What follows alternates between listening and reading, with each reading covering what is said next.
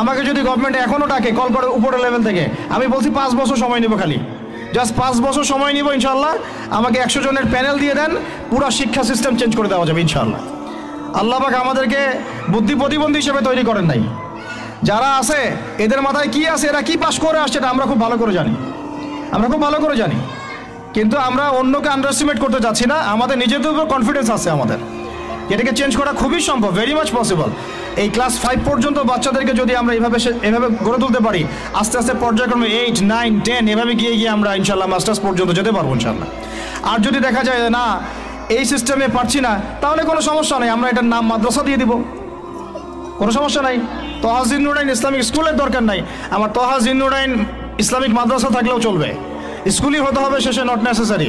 আমার দরকার সিলেবাসটা কি, আমি পড়াচ্ছি কি, আমার এনভায়রনমেন্ট কি, আমার বাচ্চারা খেলতেছে কিনা, ভালো খাচ্ছে কিনা, ওর পরিবেশ কেমন, এটা মূল কথা, আমার টাইটেলটা মূল কথা না।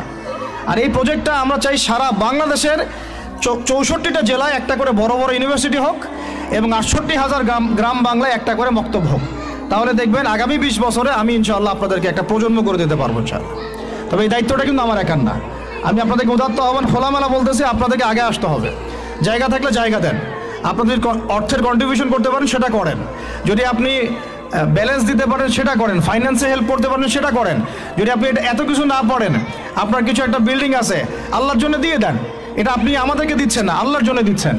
আপনি যদি এটাও না পারেন, অন্তত তাহাজ্জুদে আমাদের জন্য দোয়া করেন, অথবা বুদ্ধি দেন, পরামর্শ দেন, বা ধৈর্য ধরে সবর করে আমাদের সাথে থাকেন, থেকে 10টা বছর ওয়েট করেন, দেখেন কি হয়।